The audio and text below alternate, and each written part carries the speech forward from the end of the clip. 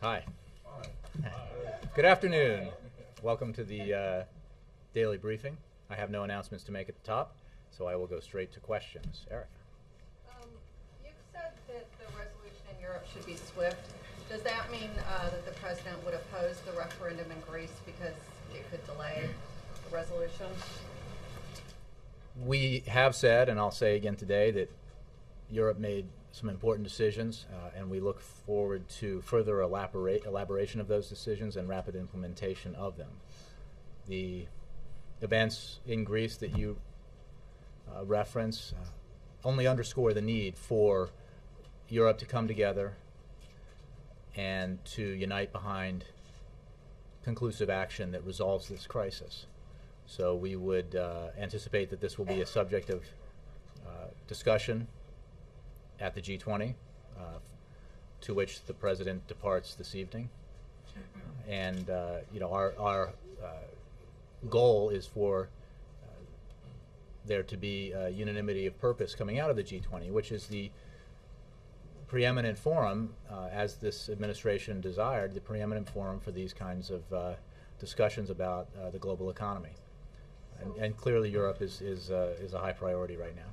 Will the president at the G20 specifically address the Greek referendum? Well, he will certainly meet with his counterparts in the G20, including Chancellor Merkel and Prime Minister Cameron, President Sarkozy, and others. And this will certainly be a topic of discussion. I can pretty much predict that with great confidence. As you know, Chancellor Merkel and President Sarkozy are meeting with Mr. Papandreou today, and I don't want to get out ahead of any outcome of that meeting, but what I fully anticipate is that this will be a focus of the G20 meeting. Okay, and on the president's speech today, he referenced the House action yesterday on the In God We Trust motto and said, "I trust in God, but God wants to see us help ourselves by putting people back to work." Isn't it a bit much to bring God into the jobs debate? Well, I believe the phrase from the Bible is, "The Lord helps those who help themselves," and I think the point the president is making is that we have it within our capacity to do the things to help the American people, and that's why he's working so hard to get Congress to take action on the American Jobs Act and the provisions therein. And he, because he believes it's in the interest of the American people that action be taken, and certainly believes that Americans who are unemployed, who are looking for work, deserve the attention of Washington, the attention of Congress, as well as of the president, in their policy-making decisions. It's a number one priority for him, getting the economy growing faster and getting the economy creating more jobs. Now, he was obviously making this particular reference in the context of inaction by the House of Representatives, which has spent time on issues like commemorative Hall of Fame baseball coins and reaffirming a motto that I don't think anyone doubted, which is that "In God We Trust" is our motto. So his point was simply that the House should get busy with matters of great importance to the United States and to the American people. Yes, Karen. What is the White House reaction to Israel's decision to speed up settlement building, and what impact do you think this could have on the effort to restart the peace process? Karen, we are deeply disappointed by yesterday's announcement about accelerated housing construction in Jerusalem and the West Bank. As we have said before, unilateral actions work against efforts to resume direct negotiations, and they do not advance the goal of a reasonable and necessary agreement between the parties. And that's the only way to achieve the two-state solution that both sides have as their goal, with the Palestinians having their own sovereign state and the Israelis having the security that they so deeply deserve. So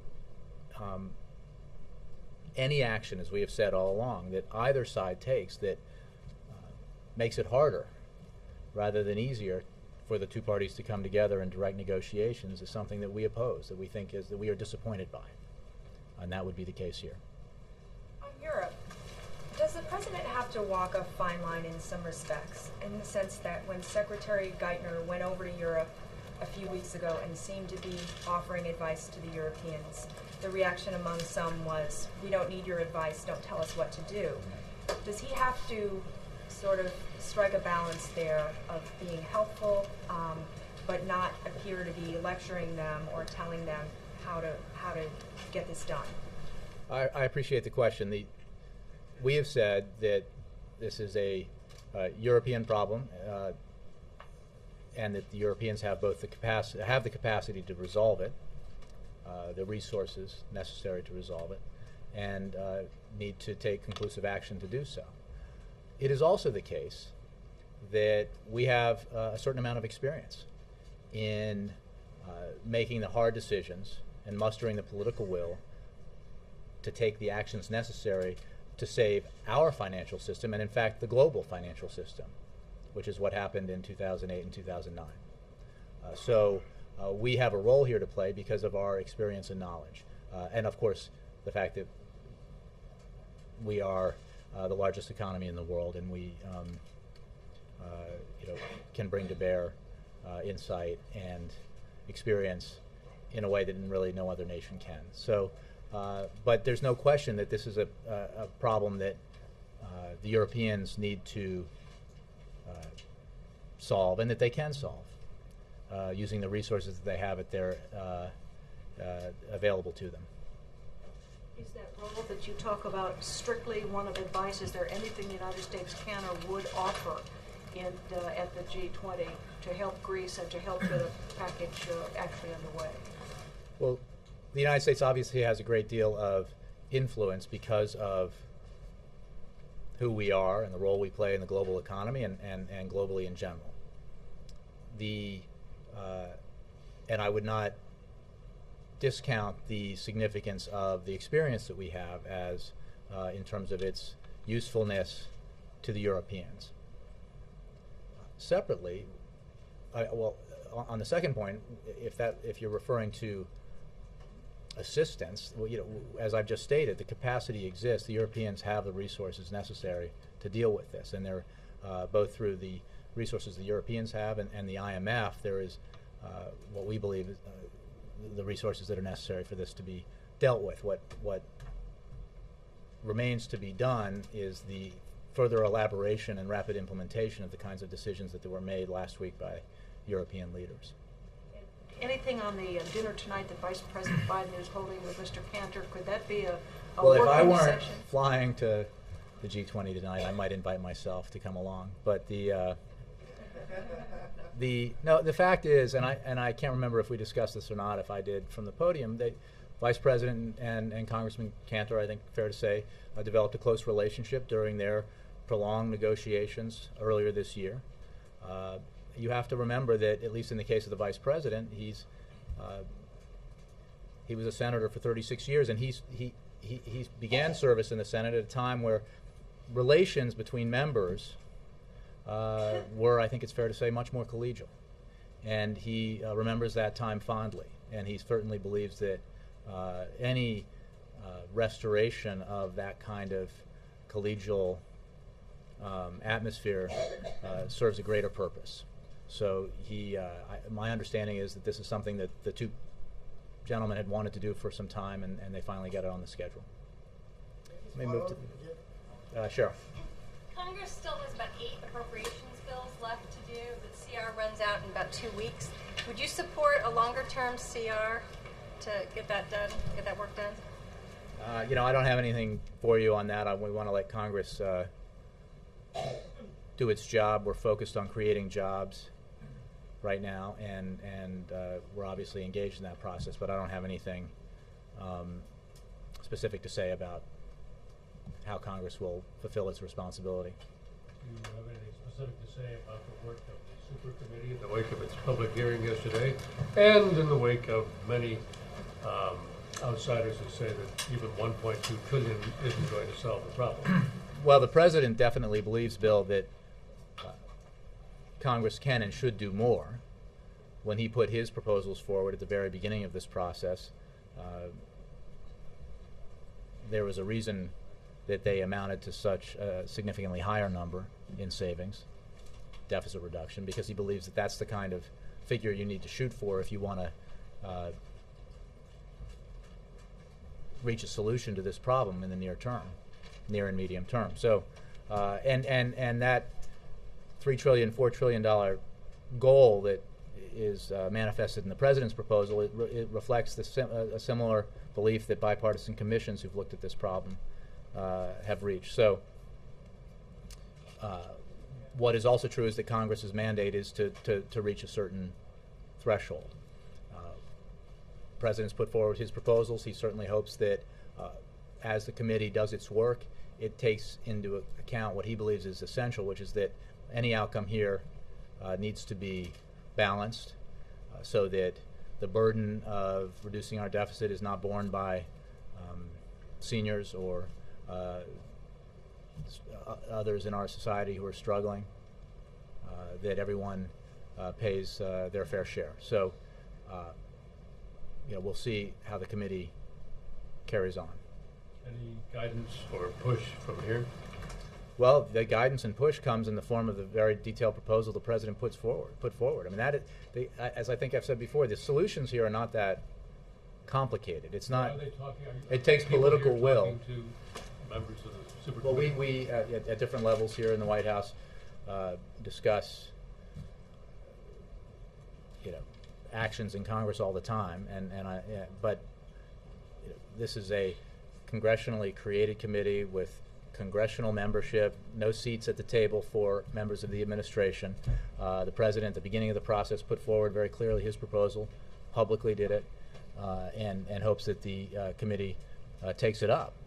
Certainly, if they took it up and passed it and it emerged out of Congress as he wrote it, I guarantee you he'd sign it. But we'll have to see how Congress, and this committee in particular, fulfills its mandate. Let me go to the back there. Yes, in the yellow tie. Yes, could you address the attacks you've gotten from Speaker Boehner, Mitch McConnell, that the White House has been off, and the president has been off campaigning and having all these campaign events instead of staying in Washington and digging down into the legislative process on these jobs bills on the super committee? As I've said many times before, the president is out talking to the American people, hearing from them and explaining to them his ideas for moving this country forward, growing the economy, creating jobs. One of the reasons he's doing it, and we're being very transparent about it, is because he understands that there is resistance among Republicans to actually addressing the number one priority, the need to grow the economy and create jobs, and that he doesn't think that Republicans will listen to him if they stands in a room and tells them how important it is to do this, but he does think that they might listen to their own constituents.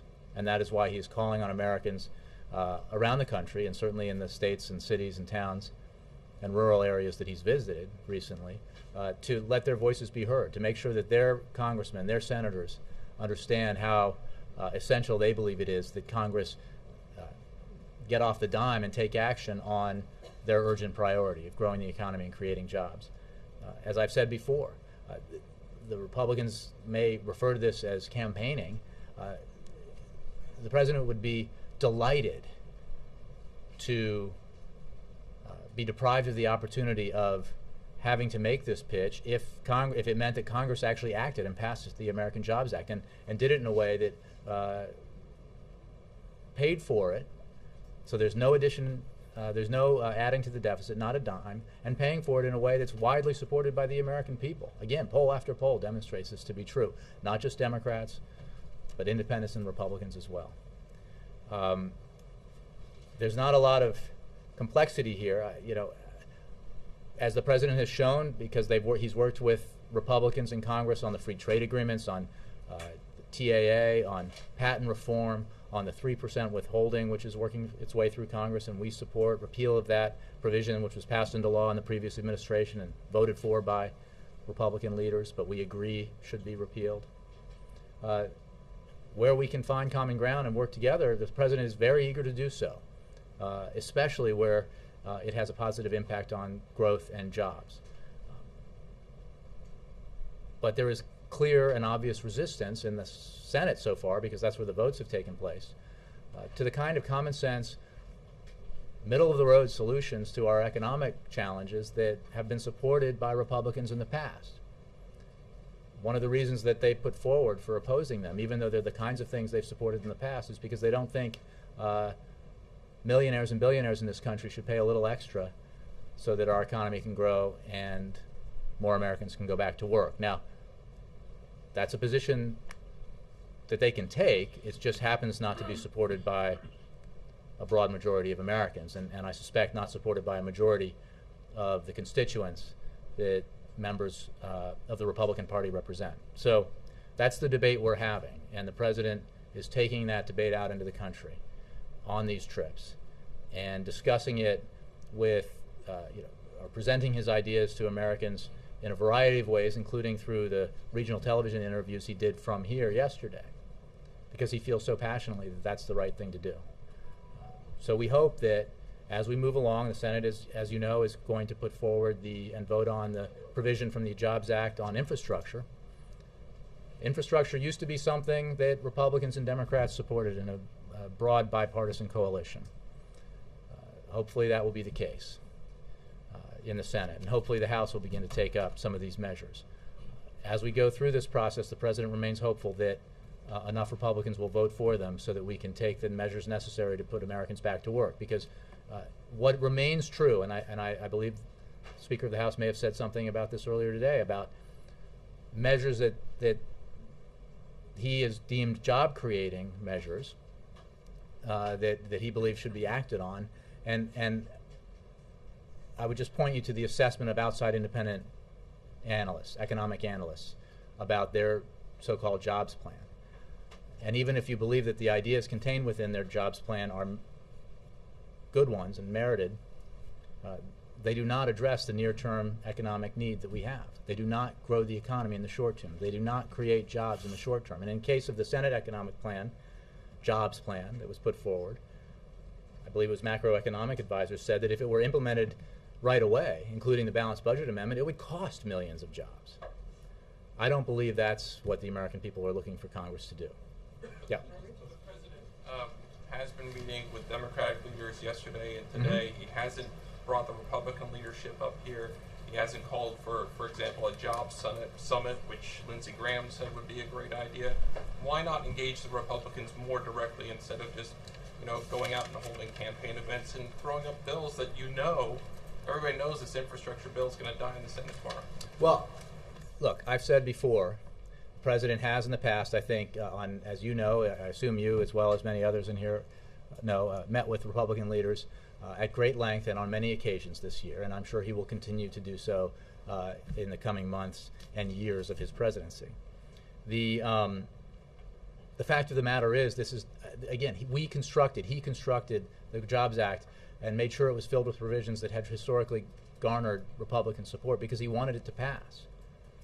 I don't think there's a constituency much larger than the population of this room who would support the idea that what America needs right now is for another meeting to be held in the cabinet room when the solutions to our problems are so clear.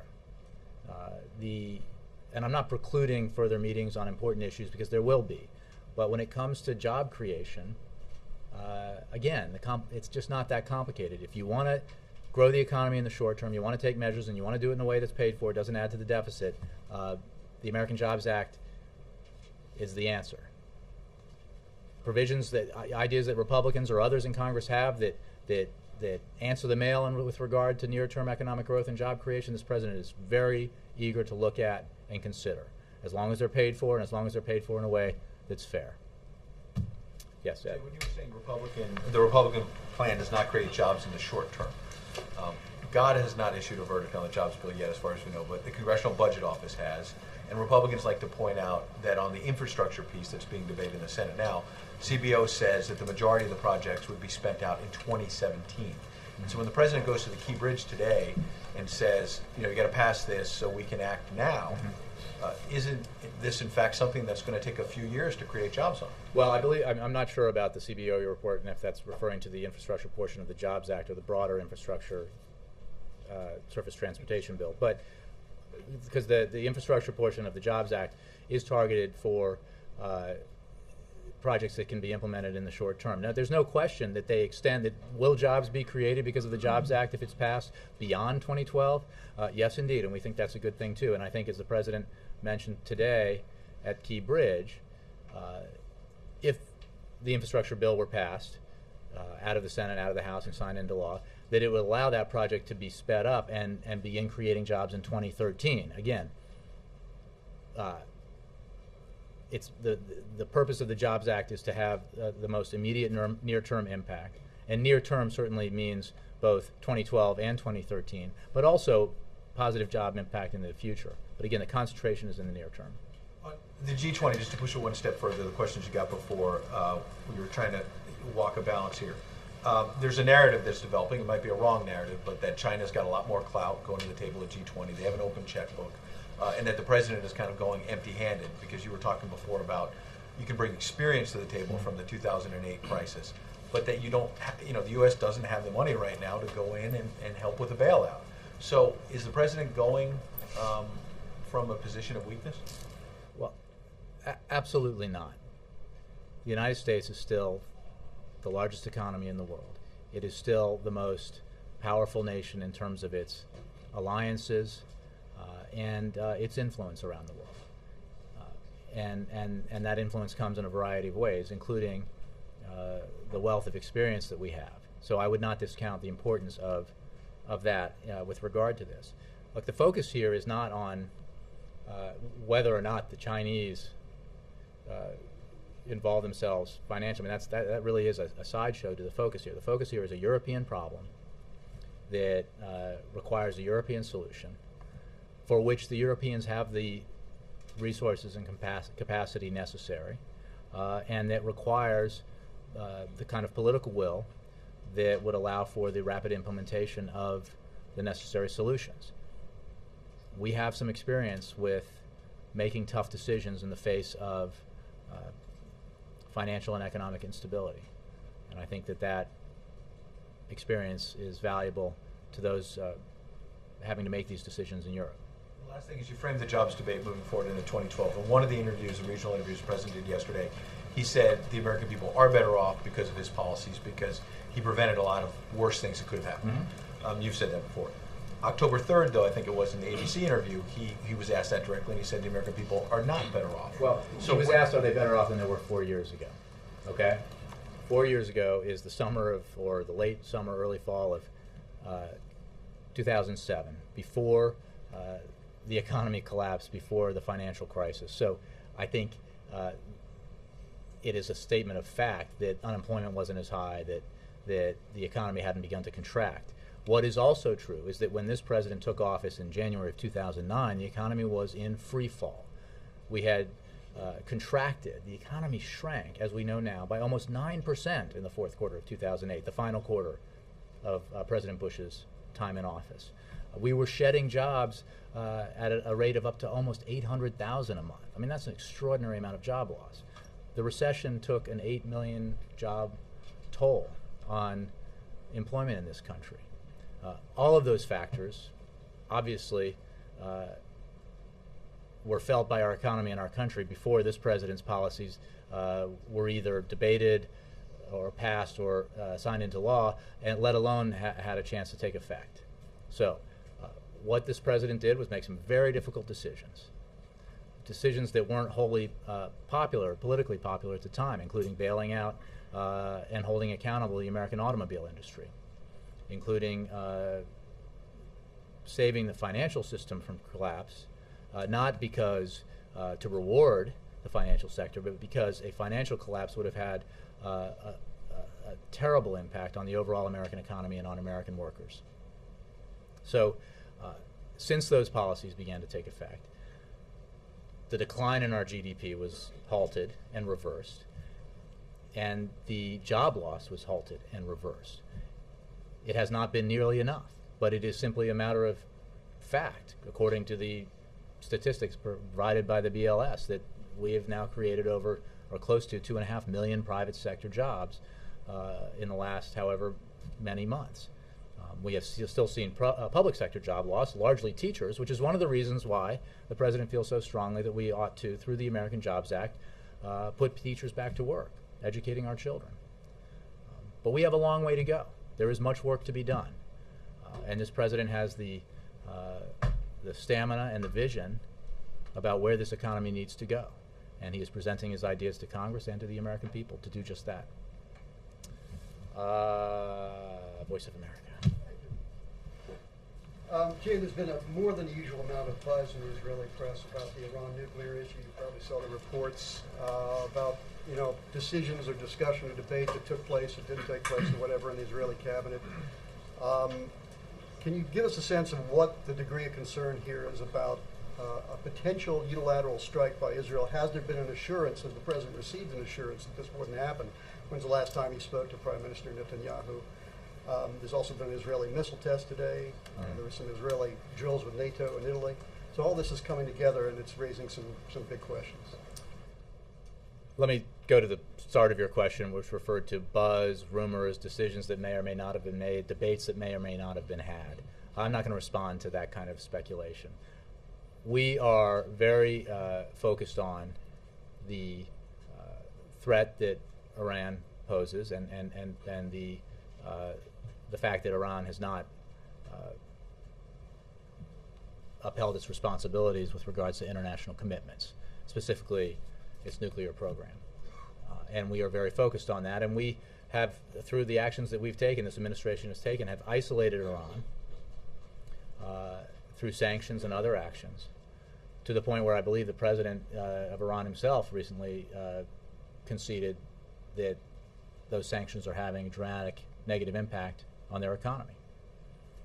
We remain focused on a diplomatic channel here, a diplomatic course in terms of dealing with Iran.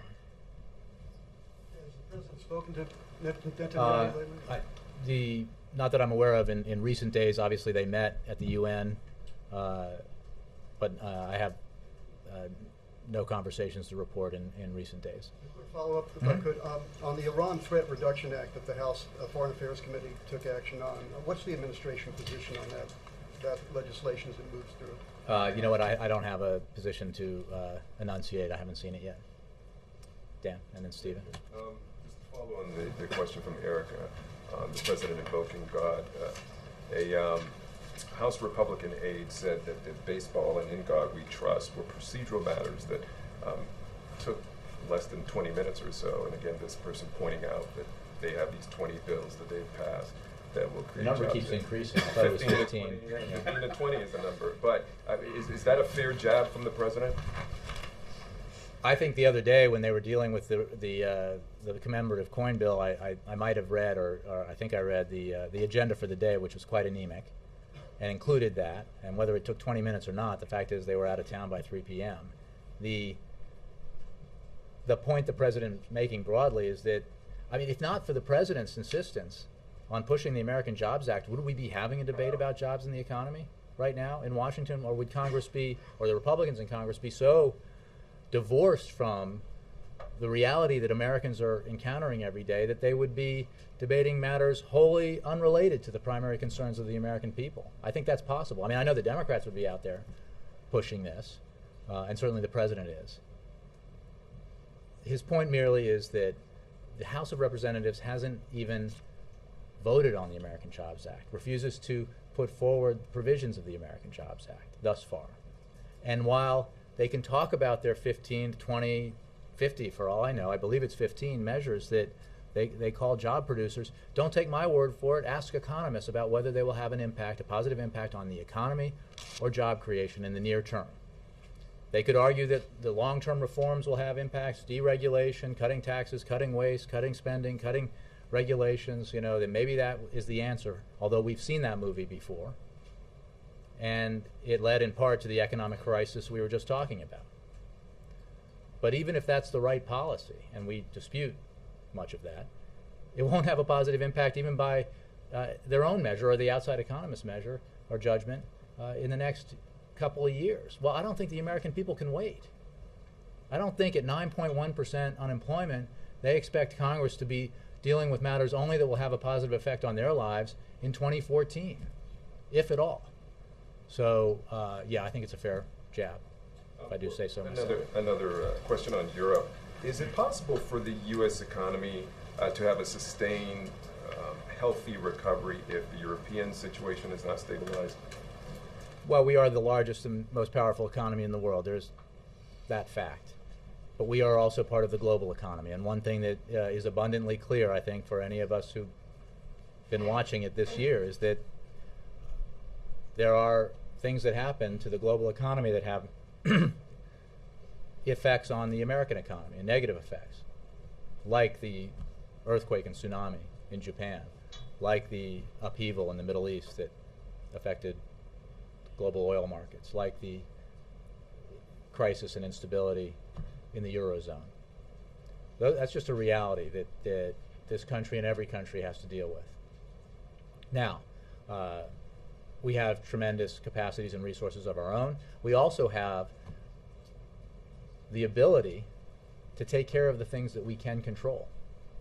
The ability to take the measures necessary, even the tough political measures necessary, to reverse catastrophic economic contraction that we were faced with in early 2009, to reverse the massive job loss that we were faced with in early 2009, to prevent the collapse of the financial sector, to make a very difficult, bold decision to save the American automobile industry, to save the more than 1 million jobs affiliated with that industry, because this president didn't believe that we should just cede that industry to our global competitors in the 21st century and just accept the fact that we're going to buy cars for the rest of eternity from the rest of the world.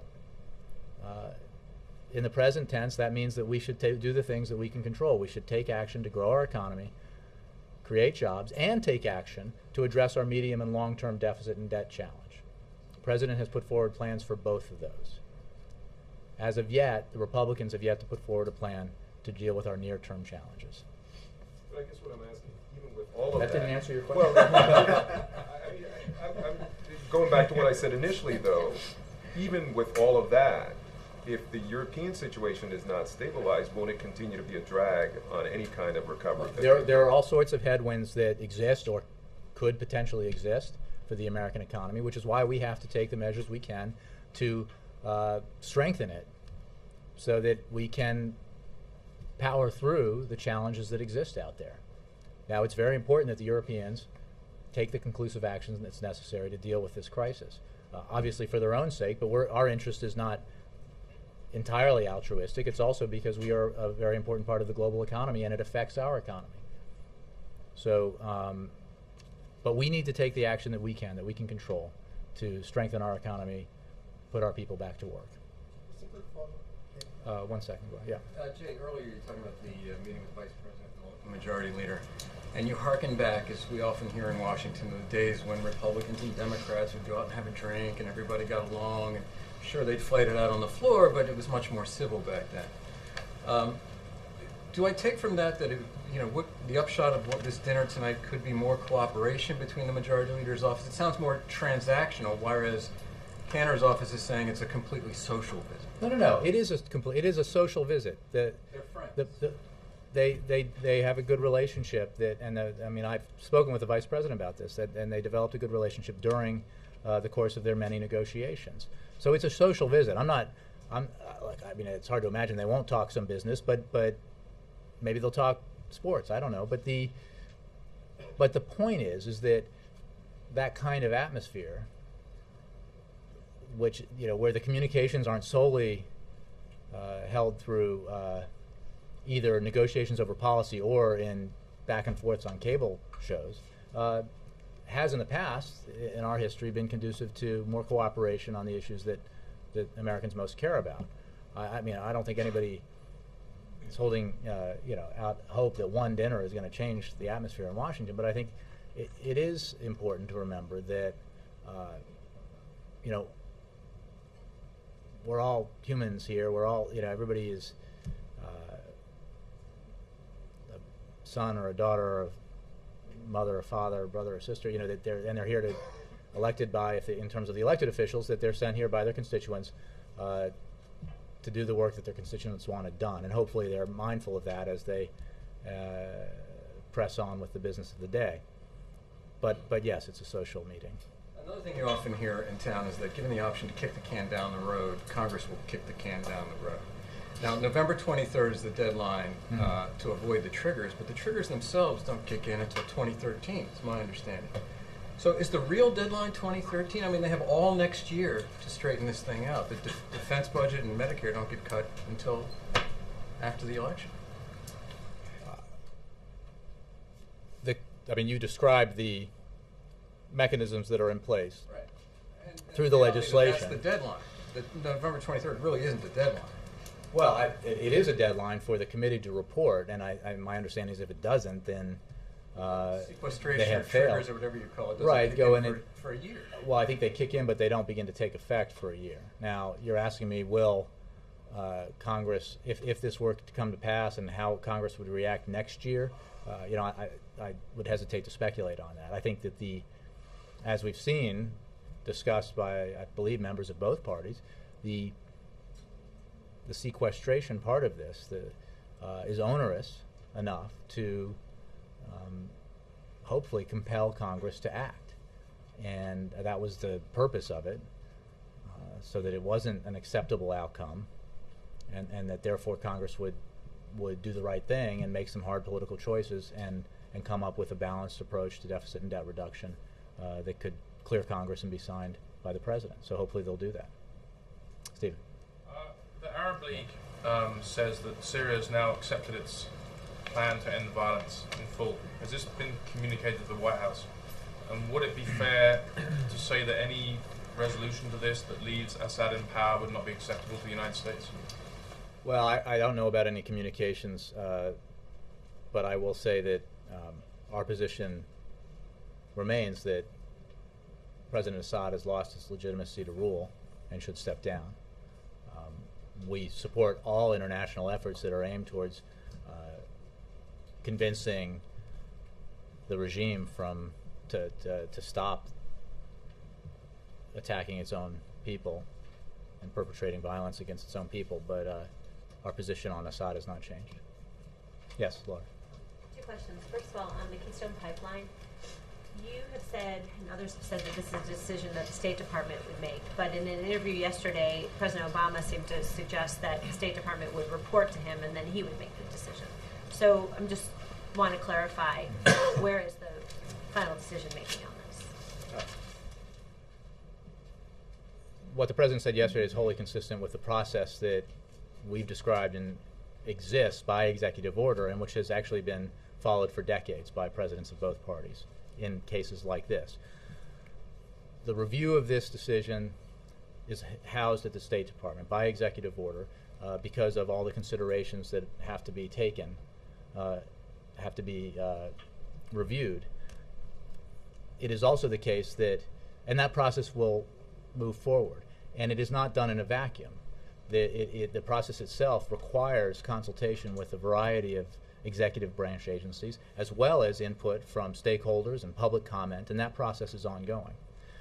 It is also true that this is the Obama administration, and we certainly don't expect, and the President doesn't expect, and you should not expect, that the ultimate outcome of this process will do anything but reflect the President's views. So ultimately he does make the decision? Well, ultimately it's his administration, and the process is run. I mean, he is not running the process. The State Department is running the process, and it comes up with a determination. But all of the criteria the President cited in that same interview yesterday about that have to be considered, and that's public health, national security, jobs in the economy, all of these criteria he expects to be considered as part of this process. He knows will be considered, and he certainly, you can expect that the decision that is reached will reflect his views. But just from a technical point of view, is the way this works that the State Department undertakes this review, takes all the things in consideration, consults with widely, and then makes a recommendation to the President, who ultimately signs off on it or not? Is that accurate? Well, it's his administration, so I don't think you'd see a situation where a decision is made by his administration that he doesn't support. Not all decisions reach the President. Well, again, I can assure you that this decision, that this determination will reflect the president's views. And I think that's what he was expressing yesterday. Okay. The second thing is that the sort of progressive activists and voters have been feeling a lot better about the White House, I think it's fair to say, in the last couple months as you've talked about jobs and investments rather than cutting the deficits. Wondering if there's any concern that if the super committee reports and if it does in fact what the White House has asked, which is put forward a bold plan that does include those elements that some in the president's base were never happy about, if that sort of ground that you've gained with important people in the president's constituency could be lost again. The president believes that the proposal he put forward to the super committee, which contains entitlement reforms as well as revenue increases and other forms of deficit reduction, is the right way to go. Are there political challenges contained within an approach like that? Absolutely, for both parties. But that is the point about balance here. And so if the super committee were to take up his recommendations, he would be very glad indeed, and he would sign it. Carrie, and then Mark. Super committee question. Can you explain why the White House has taken more of a hands-off approach to this process versus over the summer? Just what is the thinking about just, I know you're getting briefings, I know you talk to members, but it's not that kind of intense involvement we've seen in the past. Well, I appreciate the question. The circumstances are quite different. There wasn't a process that existed in the summer, as there exists now, congressionally, mandated by law, set up by Congress, consisting of members of Congress and a special committee. Secondly, there was the threat of default on our obligations that was should never have been the case, but which was made part of that process by an element of one party in Congress that wanted to use that threat to push its ideological agenda. The president took the seriousness of that threat. I took that threat very seriously, and it was absolutely his responsibility to ensure that we did not default for the first time in our history on our obligations. This is a different situation. That threat has been removed thanks to the president's insistence. And is that the weather you have there on that iPhone? Sorry. Very, it says it's 57 degrees outside. Sorry. New glasses, right? I can see.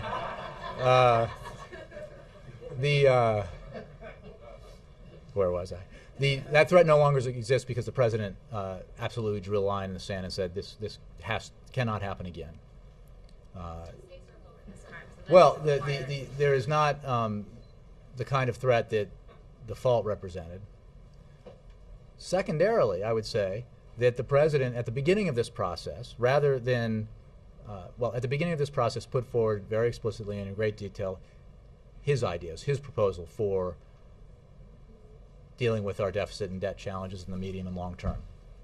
And as you know, in the process that was conducted this summer, there were, a variety of different mechanisms at work, but one of them included very quiet negotiations with the Speaker of the House, where, much to the frustration of some, plans were not made public, proposals were not put on the table, accusations were leveled that their president didn't have a plan, even though there were stacks of paper involved in the negotiations that represented very much what the Speaker of the House and the president were discussing, in the hopes of reaching what was called at the time a grand bargain, which would require the kind of quiet negotiation so that both the Speaker of the House and the President of the United States could walk out of the room together and say, this is where we have to go. It's hard for both of our parties, but it's the right thing to do. The President very much believed that was worth trying for. He also believed that the Speaker thought so too. In the end, it was not politically possible for the Speaker to do it. This is different. The President's put forward his proposals. There's a congressional process in place. He certainly hopes that this bipartisan committee will make the right choices, follow the template that he's laid out in terms of balance that he and bipartisan commissions have laid out, and that he will have the opportunity of signing a piece of legislation that codifies the kind of broad-based, balanced deficit and debt reduction come the end of the year.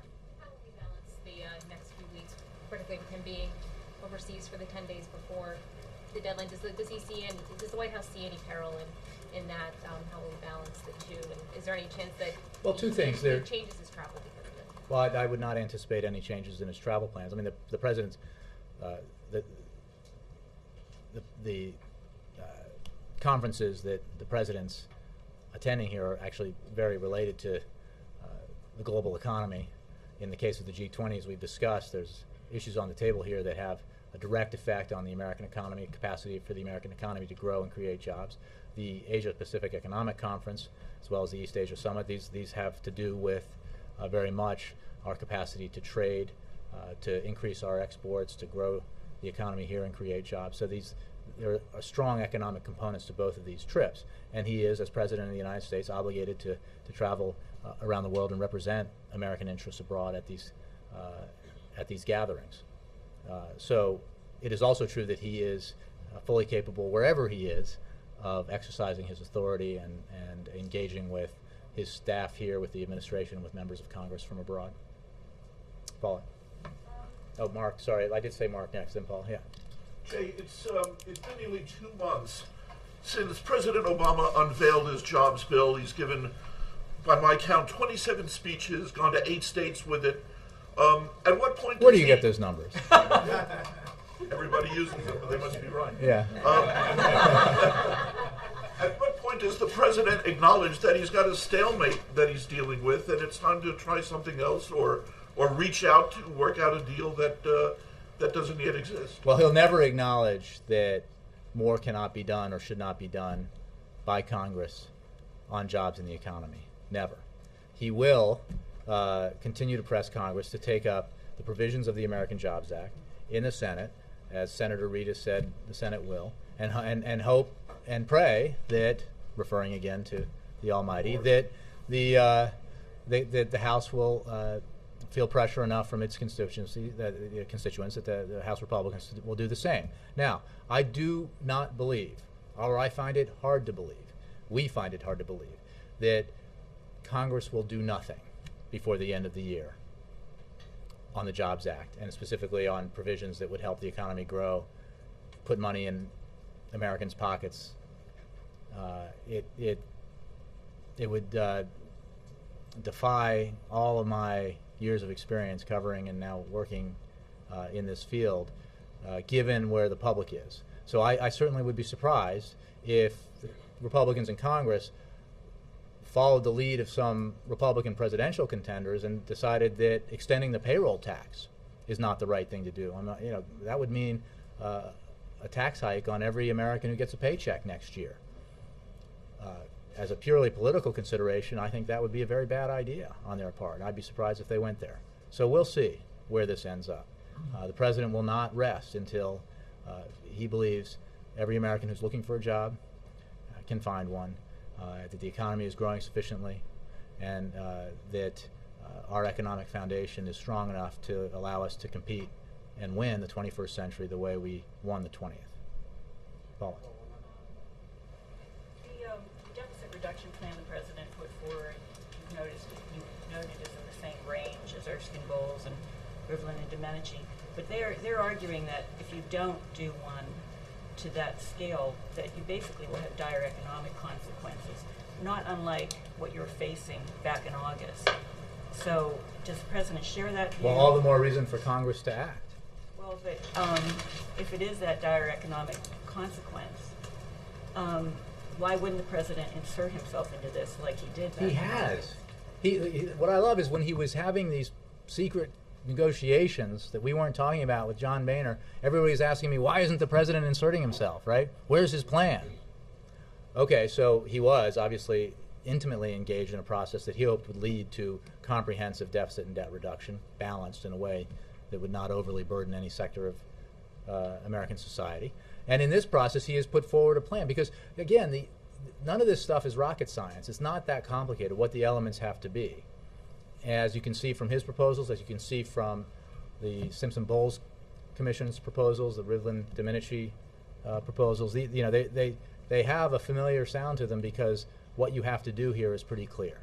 What it takes is political will. What it takes is a willingness, as we see it, of Republicans to accept the fact that it is only fair and right that the wealthiest Americans bear some of the burden here of reducing our deficit and getting our long-term debt under control.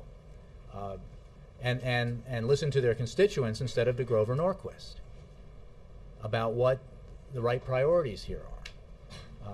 So he is engaged. He put his cards on the table with his proposal, and he certainly hopes that Congress takes up that proposal. And if, as I was asked before, they act on it and they present him with something that reflects the balance that he believes is necessary, I'm sure he'll sign it.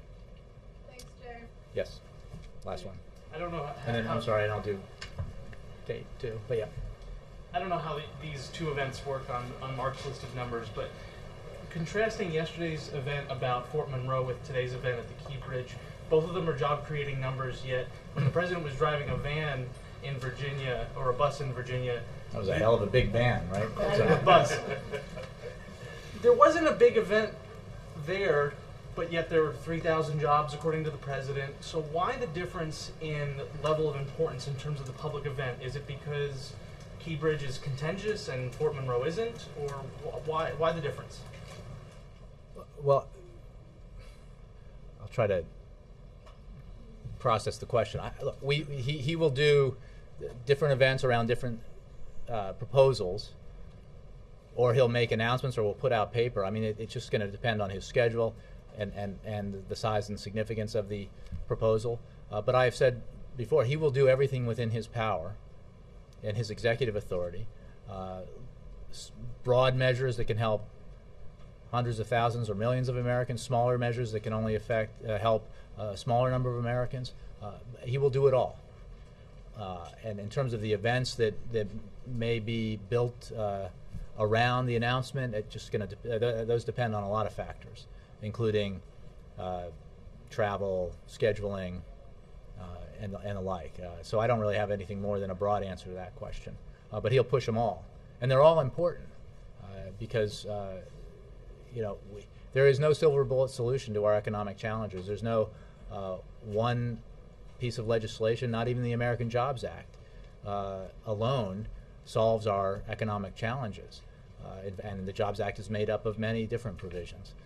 He'll do everything he can through Congress, through legislative proposals, through executive authority, small measures, medium measures, large measures, to help the American people economically, put them back to work, grow the economy, assist them with scarce drugs or refinancing their mortgages, or students dealing with the burden of loan obligations. You can expect that he'll continue to do as much as he can in all the variety of ways open to him to pursue this agenda. Okay.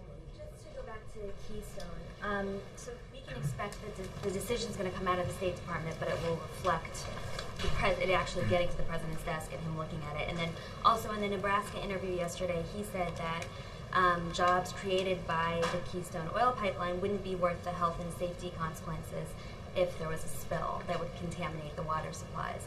So what kind of surveys are being done by the EPA? Can you talk a little bit about the process? Well, the process is being run out of the State Department, and that process, by mandate, includes input from a variety of different executive branch agencies, as well as from the public, as well as from other stakeholders. So, and that's required. So this is not something that the State Department is doing in a vacuum at all. It reflects the input of experts from across the administration and stakeholders and folks in the public who are interested and have views on this across the country. So all of those factors will go into the review that the State Department is undertaking. As for the process, I mean, the timing of it, I refer you to the State Department. As I just said before, I'll just reiterate, this is the President's administration. The State Department is part of the Obama administration, and you can expect that the ultimate outcome of this process will reflect the President's views. Thanks very much.